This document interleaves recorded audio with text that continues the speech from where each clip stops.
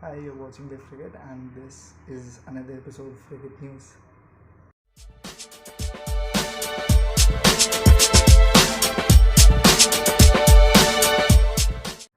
So, so first talking about women's cricket, India beat England by 8 runs. So India scored 148 runs, which was a decent target, keeping in mind the wicket. But at the same time, England were also batting pretty well, and they were in a winning situation. And at the end, um, the batting collapsed of England, and I think it was a proper situation of strangulation. Indian team properly strangled the England batsman, and England batsmen looked slightly desperate to me at the later stage of the innings. So yes, India needed this victory. They won the second T20I, and most importantly, I was highly impressed by the fielding of both the teams.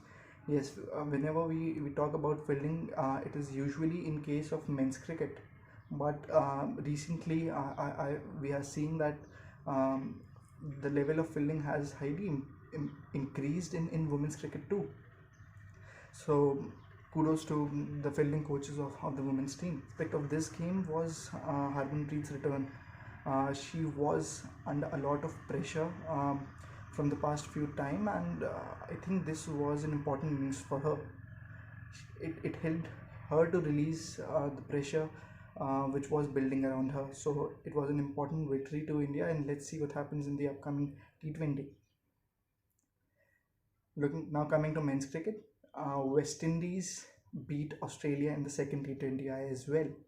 So to be honest, looking at the series between West Indies and South Africa, I was very sure that Australia could easily win the T20 series, but this time West Indies was having a full strength team, except Pollard, I think, which was he was injured before the first match.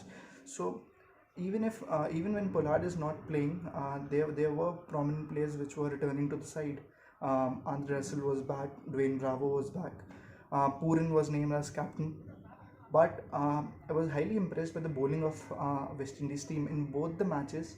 The West Indies team batted first, and this has not been the strength of West Indies. They are quite great at chasing the target in T20 format, but in the first match too, the target was below par, and they still managed to win the match.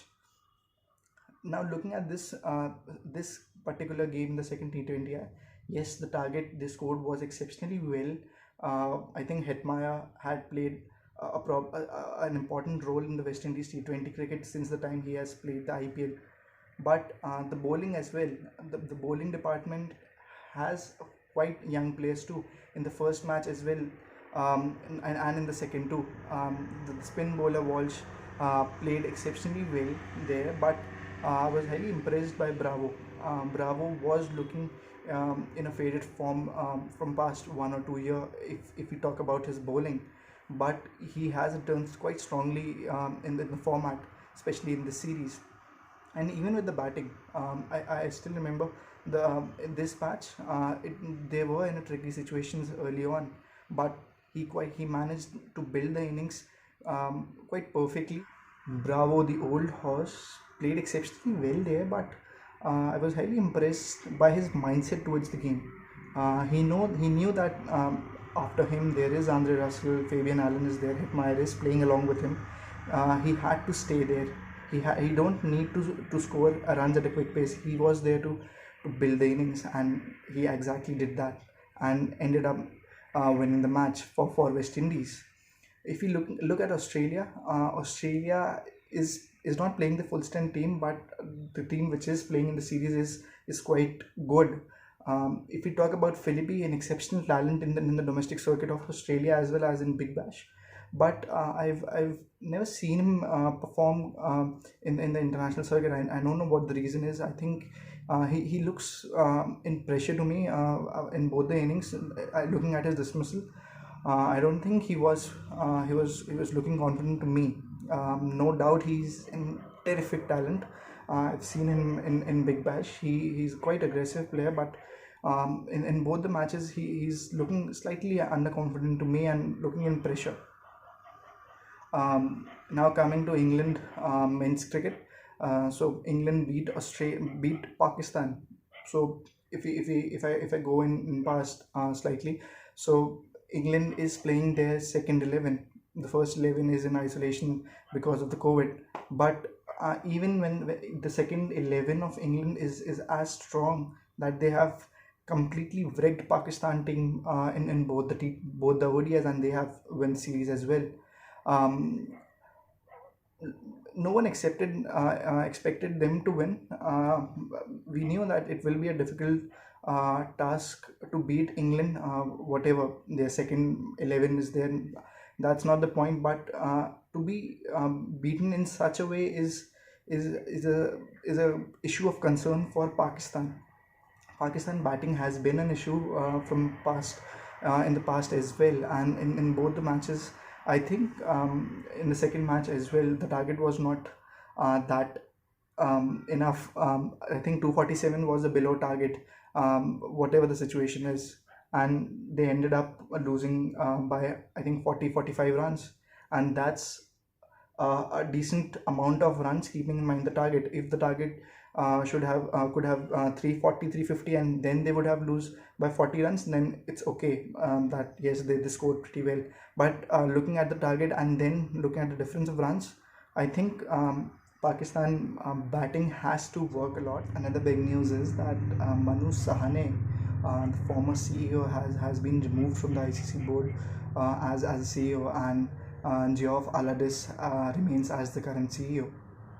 So there has been issues with Manu in the past as well, and there have been complaints from staff about his ill treatment. So what's the main reason? I think no one knows that, but he has been removed from the CEO post of CEO. Coming on to Sri Lanka, so Sri Lanka Premier League has been postponed to November. So there are many reasons behind that.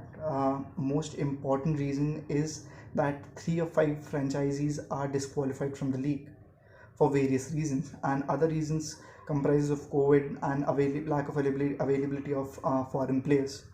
So they have shifted the tournament to November, and I think currently the shifting, the postponement of this league was a right decision. But to operate this tournament in November also would be a quite difficult task for the Sri Lanka Cricket Board, keeping in mind the availability of the players and their commitments to their international cricket.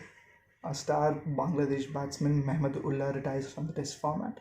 So he announced his retirement while playing a Test match against Zimbabwe in Zimbabwe. On the third day of the Test match, he announced his retirement. So the management has not answered the questions yet. So they are saying that they are yet to have conversation with him to check whether the decision was premeditated or it is an outburst of emotions. Pakistan Cricket Board. Pakistan Cricket Board is willing to form a consortium with Sri Lanka and Bangladesh boards of cricket, so that they can host collectively the upcoming events of ICC in future, as well as PCB is willing to collaborate with USA to host the major ICC events in the near future. Pankaj Singh, the Indian pacer, retires from all formats. He played 253 matches and took 633 wickets. So he used to play for Rajasthan and was an prominent role in winning the titles in 2011 and 12 for Rajasthan.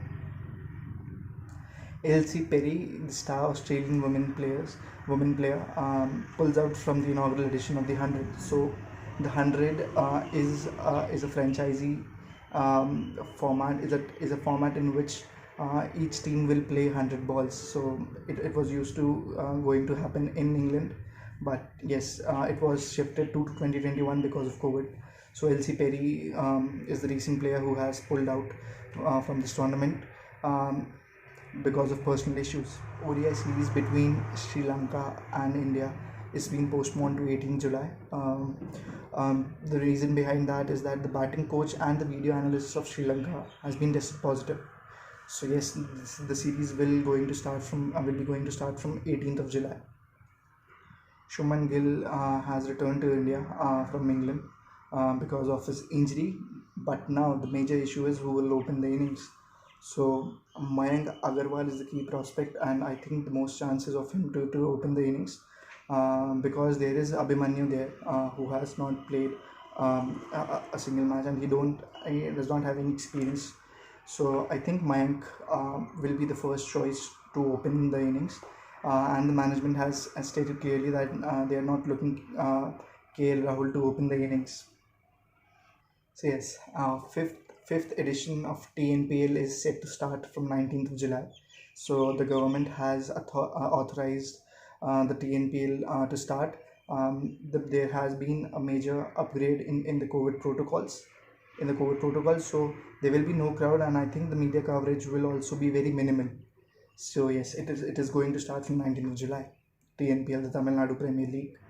So Alex Hales was not named in the second ODI squad, which was selected for series against Pakistan. So I think Alex Hales has performed exceptionally well in the past, even in all formats, in Big Bash, in the T20 Blast, in England as well. But he was not named in the squad, and I think there and this has raised many eyebrows in the fraternity, because the player is exceptionally talented and he has served his punishment, and now the board has to move on. They can't stuck him there, and but he was not announced in the second ODI, and looking at the performance of the England team, and I don't think there will be any chances in the near future to give him a chance to play for England. And I think it's not the right message for a board to send out to the world. Everyone makes a mistake, and there has to be second chances.